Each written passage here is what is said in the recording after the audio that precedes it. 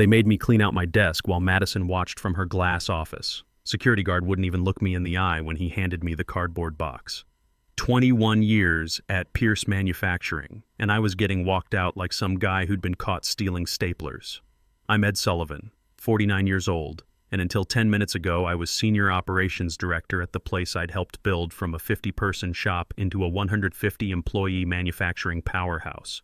Now I was just another casualty of strategic restructuring.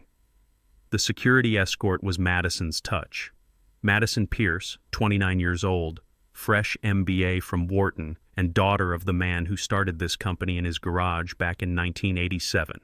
She'd been CEO for 8 months and had been systematically removing anyone who remembered when her father actually worked the production line instead of just owning it. "Ed," she said through the glass, not bothering to come out. Just a wave and that practiced smile she probably learned in business school. "HR will be in touch about your transition package." Transition package. Like I was a product being discontinued. The walk to my car felt like a funeral march. People I'd worked with for decades suddenly found their computer screens fascinating. Maria from Accounts Payable gave me a sad little wave when Madison wasn't looking. Tom Jameson from the machine shop caught my eye and shook his head like he was watching a car crash in slow motion. Truth is, part of me wondered if Madison wasn't right about some things. The company had been doing things the same way for years. Our average worker was 47 years old. We still used paper forms for half our processes. Maybe I was holding back progress by insisting that methods that worked in 2010 would still work in 2024.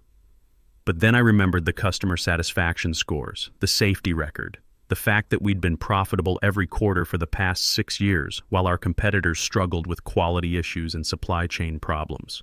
We weren't broke, so why were we trying to fix everything? I drove home in silence, thinking about what I was going to tell my wife Sarah. We'd been planning to pay off the mortgage in 3 years. Our daughter Emma was a sophomore at State, and our son Mike was looking at colleges. At 49, getting fired wasn't exactly a career pivot you could spin into something positive. But as I sat in my driveway, something else was bothering me. The timing of my termination, the way Madison had rushed through the paperwork, the fact that she'd brought in HR backup like she was expecting a fight. That afternoon, I called Janet Crawford. She'd been Pierce Manufacturing's outside counsel for 15 years before going into private practice. If anyone knew where the bodies were buried in the company's legal documents, it was Janet. "Ed," she said when I walked into her office, "I was wondering when I'd see you. You heard? Small town. Word travels fast." She pulled out a thick folder from her filing cabinet. "I've been doing some reading since I heard about the restructuring." Janet had that look lawyers get when they've found something interesting in the fine print. She opened the folder and pulled out copies of documents I hadn't seen in years. Remember the Hartwell Industries merger in 2007? I did remember. Pierce Manufacturing had been struggling after the 2006 recession. Hartwell Industries offered to acquire us, but Old Man Pierce had been worried about protecting his employees and company culture.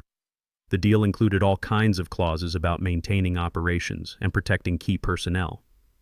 "There's a succession protection clause buried in that agreement," Janet continued. Section 12.4, designed to prevent new management from gutting experienced operations staff without proper procedure. She showed me the relevant paragraph. Dense legal language, but the core was simple. If senior operations personnel were terminated without board approval and adequate severance, it triggered a 72-hour review period.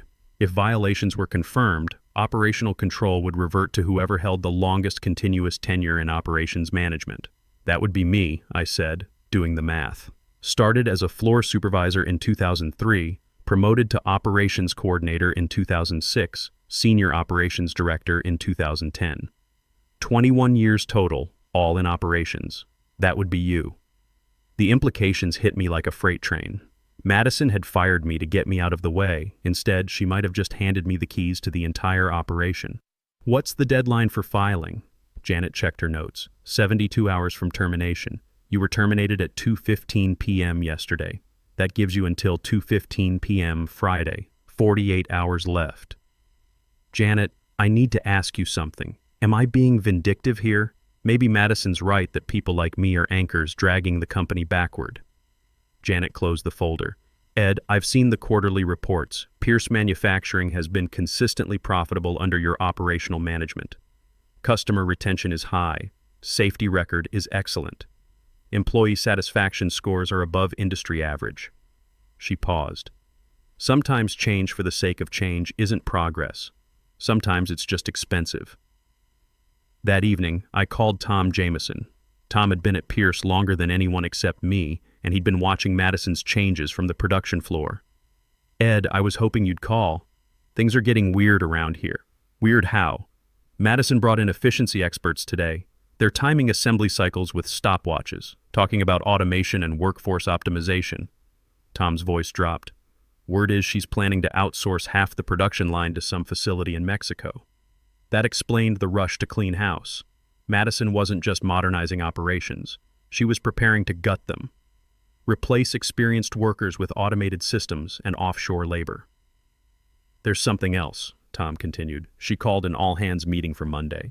Agenda says exciting announcements about Pierce Manufacturing's future. I had a feeling those exciting announcements would involve pink slips for anyone over 40. That night, I sat at my kitchen table with the merger documents spread out in front of me. Sarah brought me coffee and looked over my shoulder at the legal language. What are you thinking about doing? I'm thinking about reminding Madison that sometimes when you try to throw out the old, you throw out the foundation along with it. But here's what made me nervous. Filing this claim wasn't just about getting my job back. If it worked, I'd essentially be staging a corporate coup, taking operational control away from the CEO. That was serious business, and if I was wrong about Madison's plans, I'd look like a power-hungry old fool seeking revenge. The next morning, I drove by the office early.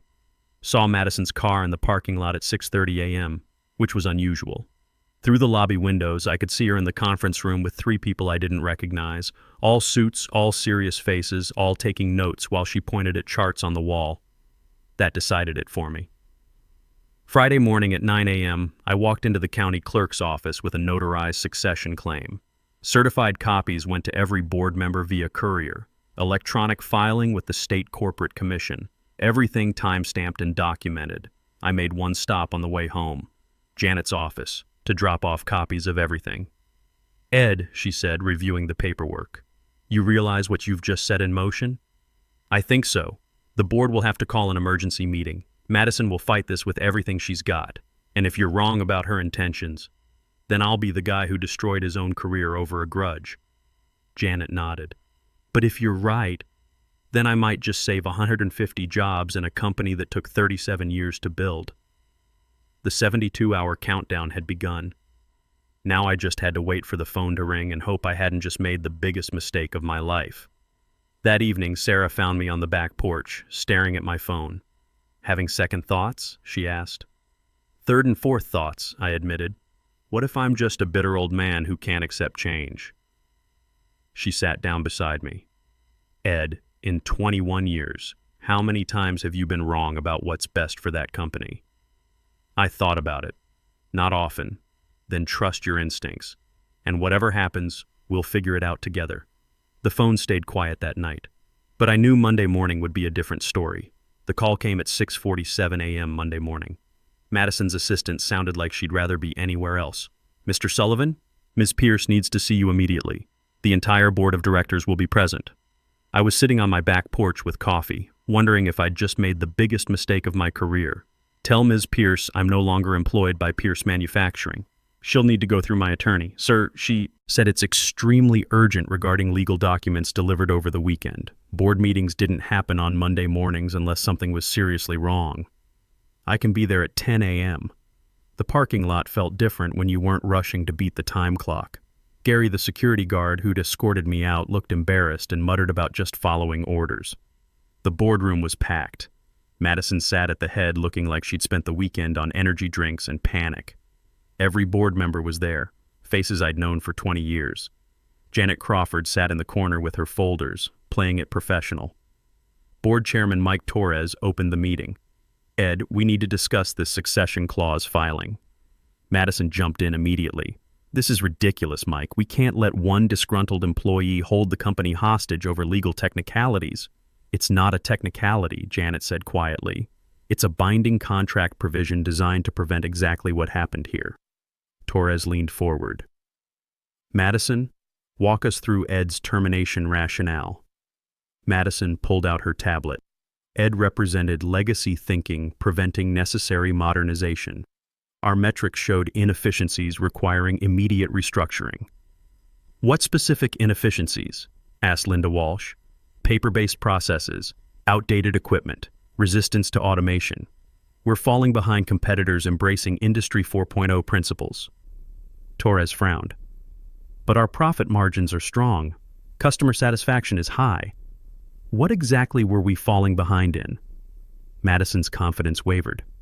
It's about positioning for future market demands. I couldn't stay quiet. What future demands, Madison? Our customers are happy with quality and delivery. We're profitable and growing. What problem were you solving? We can't stay competitive clinging to 20-year-old methods. Every major manufacturer is automating. We need strategic thinking. I've been thinking strategically for 21 years, I said. Strategic thinking means understanding what needs changing versus what just looks good in PowerPoint. The room went quiet. Janet opened her folder. The succession clause is valid. Ed's termination violated procedural requirements in the 2007 merger agreement. Unless the board overturns the termination by 2:15 p.m. today, operational control reverts to the designated successor. And that's Ed, Torres said. Madison looked around the table like seeing these people for the first time. You're overriding my decision based on 17-year-old paperwork? Brad Hayes spoke up. Madison, your father insisted on these protections during the Hartwell merger. He worried about exactly this situation. My father built this company. He'd want it to evolve, not stagnate under legacy management. Something snapped inside me. Legacy management? I helped your father build the systems you're eager to destroy. Those paper processes? They're why we haven't had customer complaints in 18 months. That outdated equipment? It's running at 94% efficiency without missing deadlines. She stared back. Those metrics don't account for opportunity costs. We could do better with modern systems. Or we could be like Henderson Manufacturing. They automated everything 2 years ago. Now they're at 73% efficiency, laid off half their workforce, and lost 3 major contracts because quality control failed. Torres looked at Madison. Is that where you want to take us? Henderson made implementation mistakes. With proper planning and consulting partners, we can avoid those issues. Consulting partners, Linda Walsh repeated. How much were you planning to spend on modernization? Madison hesitated. The initial automation package was $2.8 million over 2 years. Dead silence. For our company size, that was enormous. $2.8 million to automate processes already working efficiently, Torres said slowly, to future-proof operations and reduce labor costs. By eliminating how many positions, Hayes asked. Approximately 40 initially. I did the math aloud. $70,000 per eliminated worker. You're spending $70,000 to fire each person, not counting lost experience and knowledge. Madison's face reddened. Those workers could be retrained for higher value roles. What higher value roles? You're automating their expertise. What exactly do you retrain a 52-year-old machine operator to become? No answer. Janet checked her watch. 4 hours left in the 72-hour window. The board needs to decide. Torres looked around the table, all in favor of overturning Ed's termination and restoring his position. Hands went up. Not all, but more than half. Madison stared at the raised hands. This is insane. Motion passes, Torres announced. Ed, you're reinstated immediately. Janet wasn't finished. The succession clause doesn't just restore Ed's position. Given the merger violations, it triggers a 90-day operational review period. The designated successor has authority to restructure operations as needed. The implications hit like a bomb. Restructure how? Madison asked quietly. I'd thought about this all weekend.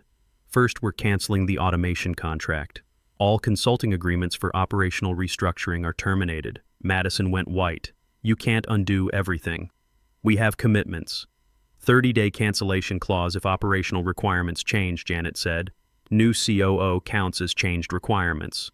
Second, we're reviewing every personnel change from the last 6 months. People pushed out unfairly get their jobs back. You're destroying months of work, Madison said. I'm preserving 21 years of work. Torres nodded. Sounds reasonable. The meeting broke up with uncomfortable handshakes. Madison left without goodbyes. Board members filed out looking relieved. Linda Walsh pulled me aside. Ed, you realize what you've done. You're essentially the most powerful person in this company for 90 days. She was right. And I had plans for those 90 days. Walking out, I caught sight of Madison through her new office window.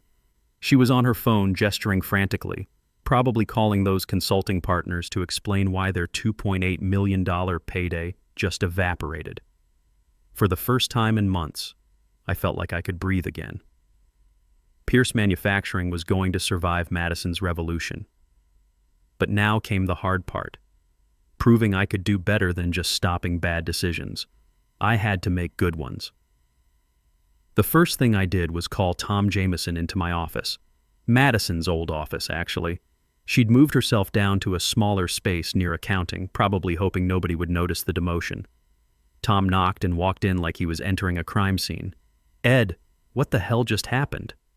I explained the succession clause while Tom shook his head. So Madison basically fired herself? More like she fired me right into her job. I paused. Tom, I need you to be honest.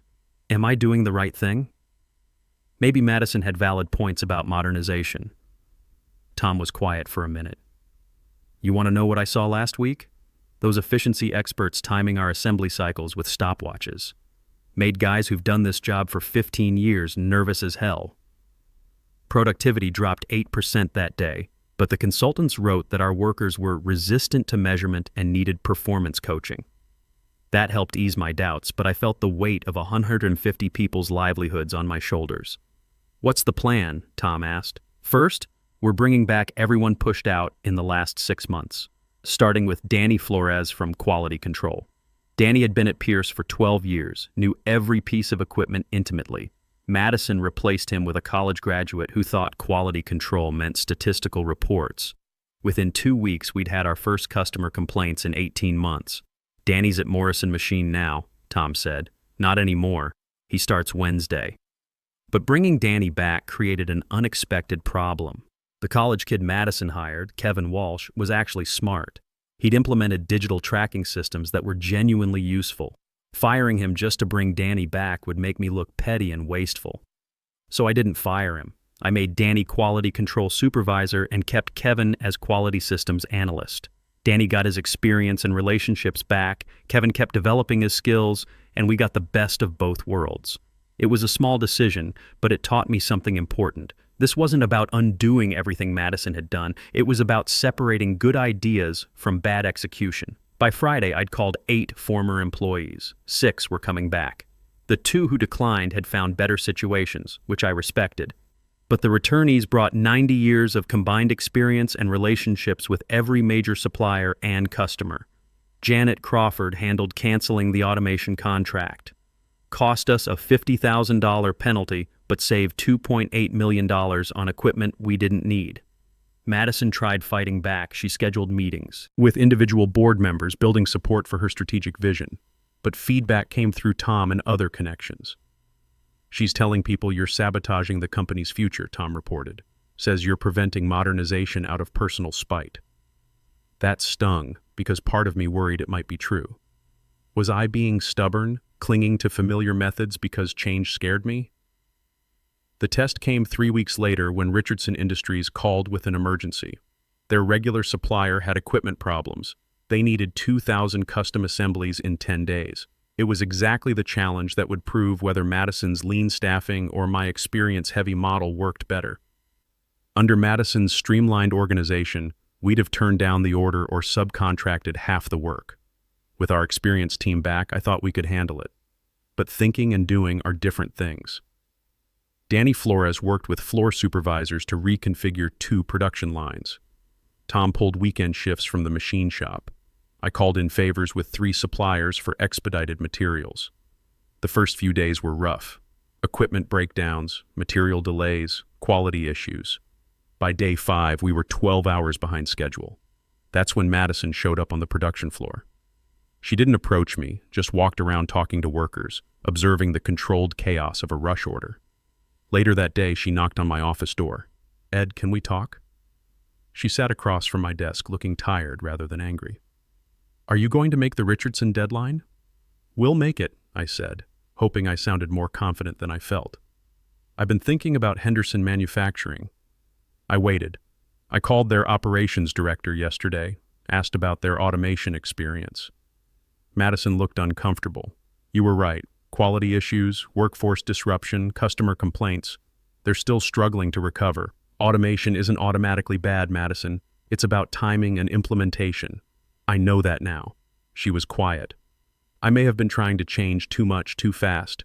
It was the closest to an apology I'd get, and probably more than I deserved for some of my harsh words. Why did you really want to automate everything? I asked. She sighed. Because I was scared. Scared the board thought I wasn't qualified. Scared I'd inherited a company I didn't understand. I thought dramatic improvements would prove I belonged here. For the first time since taking over, Madison sounded human instead of like a business school case study. Your father built this company over 30 years, I said. He didn't revolutionize everything at once. He made steady improvements while keeping what worked. We finished the Richardson order in 8 days. Richardson Industries was so impressed they offered us a 3-year contract extension worth $4.2 million annually. The success created momentum for other changes. We did upgrade equipment over the following months, implemented better inventory tracking, even brought in limited automation for repetitive assembly work. The difference was strategic implementation. We upgraded systems that genuinely needed improvement while preserving processes that already worked. We enhanced what we were doing instead of replacing it entirely. Madison and I developed an uneasy but functional working relationship. She focused on strategic planning, customer relationships, and external partnerships. I handled operations, production, and internal management. It wasn't perfect, but it worked. 6 months later, Pierce Manufacturing posted its best quarterly results in company history: 18% revenue growth, 22% profit margin improvement, and customer satisfaction scores higher than we'd ever measured. Madison presented those numbers at the Industry Trade Association conference. She talked about sustainable growth through strategic modernization and experienced leadership integration. I had to admit, she'd learned to speak the language of corporate success without destroying what made it possible. The 90-day review period ended with the board making our arrangement permanent. I became Chief Operating Officer with equity participation. Madison remained CEO with clearer understanding of what she could and couldn't change. Sometimes at meetings, I'd catch her watching me handle operational issues with something like respect.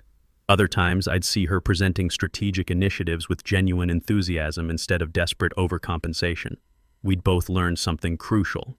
Experience without adaptation becomes stagnation. Innovation without foundation becomes chaos. The trick is finding balance. And sometimes, the best way to find that balance is pushing each other hard enough to discover what really matters. The real test came 8 months later when Consolidated Industries tried poaching our biggest accounts. They'd been underbidding us by 15% across the board, promising faster delivery times and better technology integration. Classic predatory pricing to steal market share. Madison brought the threat to my attention during our weekly operational review. Ed, we're losing Richardson if we can't match their pricing. They're offering assemblies for $425 each instead of our $500. I ran the numbers. At $425 per unit, we'd operate at 3% margin instead of our usual 18%, sustainable for maybe 6 months before we'd start cutting costs elsewhere. What's Consolidated's strategy? I asked. They're betting we can't compete with their automated production lines. Their sales rep told Richardson they can deliver 2,000 units in 5 days versus our usual 10. This was exactly what Madison had worried about when she pushed for automation. A competitor using technology to undercut our traditional methods. Can they actually deliver what they're promising? Madison pulled up data on her tablet. Their facility videos look impressive. Fully automated assembly lines, digital quality control, AI-driven inventory. Management. I studied the information. Something didn't add up. Look at their customer retention numbers. They've landed 12 new major accounts in 18 months, but lost 8 existing ones. What does that tell you? They're great at winning bids, but terrible at keeping customers happy long term. We decided on something that would have been impossible under Madison's original automation plan or my stubborn resistance to change. We'd compete on reliability and relationship, not just price. I called Richardson's operations director directly. Jim, it's Ed Sullivan at Pierce. I hear Consolidated's been making interesting offers. Ed, you know I hate this conversation. We've worked together for 6 years, but their numbers are compelling. I understand. What's driving the decision? Just price or other factors? Jim was quiet. Honestly, mostly price. But they're also promising faster turnaround. What happens if they can't deliver on those promises? What's your backup plan? We'd have to find another supplier quickly. Expensive and disruptive. I made a proposal that surprised even myself. What if we could match their price on a trial basis, but with guaranteed delivery times and our usual quality standards? 6-month trial. If we miss a deadline or have quality issues, you can switch to Consolidated with no penalty. Madison stared at me like I'd lost my mind. Matching Consolidated's price would eliminate most of our profit margin on Richardson's business, but Jim was interested. You'd really match their pricing? For 6 months, yes. But I need a guarantee you'll evaluate the total experience, not just price per unit. We got the trial agreement. Madison pulled me aside after the call. Ed, that's financial suicide. We can't operate at 3% margins. We're not going to operate at 3% margins, I said. We're going to prove Consolidated can't deliver what they're promising. When they fail, Richardson will pay our regular prices to avoid the risk. It was a gamble based on experience rather than spreadsheet analysis. I'd seen predatory pricing strategies before. Companies would win business with unsustainable bids, then either raise prices after customers were locked in or cut corners to maintain margins. The strategy paid off 3 months later. Consolidated missed 2 delivery deadlines for one of their major customers, then delivered a batch with quality issues requiring expensive rework. Word spread quickly through our industry network. Richardson's operations director called me directly. Ed, we want to extend our contract at your regular pricing. Consolidated's saving us money, but they're costing us reliability. Within 6 months, we'd won back 2 accounts that had switched to Consolidated, plus landed 3 new customers burned by similar experiences with low-bid competitors. The experience taught both Madison and me something important about competition. You don't win by becoming exactly like your competitors. You win by being better at what makes you different. Madison started focusing her strategic planning on relationship building and service differentiation, rather than technology automation. She developed supplier partnerships that gave us better material pricing and faster delivery times. She created customer service protocols that made us easier to work with than larger competitors. I started selectively implementing technology upgrades that improved our core strengths rather than trying to automate everything. Digital inventory tracking that reduced material waste. Quality monitoring systems that caught problems before they became customer complaints. Predictive maintenance that eliminated unexpected equipment failures. 18 months after my termination and reinstatement, Pierce Manufacturing was a different company. Not radically transformed, but strategically evolved. We'd grown from 150 to 180 employees. Customer satisfaction scores were company history highs. Profit margins had improved 24% through operational efficiency and pricing discipline. Madison presented our results at the National Manufacturing Association Conference. Her presentation was titled Sustainable Growth Through Strategic Evolution, Balancing Innovation with Institutional Knowledge. Watching her present, I realized she'd become the kind of leader her father would have been proud of. Someone who could speak modern business language while understanding the fundamentals that made business work. After the conference, we flew back together. Madison was reviewing notes from other presentations. Ed, I owe you an apology, she said. For what? For thinking experience was the enemy of progress, for believing changing everything was the same as improving everything. I was quiet for a minute. Madison, I owe you an apology too, for assuming all change was bad change, for being so protective of old ways that I couldn't see when new approaches might actually help. She smiled. You know what's funny? If you hadn't filed that succession clause, I probably would have run the company into the ground within 2 years. And if you hadn't pushed for modernization, we probably would have been stuck doing things the same way until some competitor really did make us obsolete. So we both needed each other to fail a little before we could succeed together? Something like that. These days, when new employees ask me about career advice, I tell them what my experience with Madison taught me. The goal isn't to resist change or embrace it blindly. The goal is understanding what's worth preserving and what's worth improving. Sometimes that means filing succession clauses to stop bad decisions from destroying good companies. Sometimes it means admitting that the way you've always done things isn't the only way to do them. But mostly it means remembering that businesses aren't just numbers on spreadsheets or processes in flowcharts. They're communities of people trying to create something valuable together. And when you're trying to build something that lasts, you need both the wisdom to know what works and the courage to imagine what might work better. The last laugh isn't about proving you were right all along. It's about being smart enough to learn from being wrong and generous enough to help others do the same.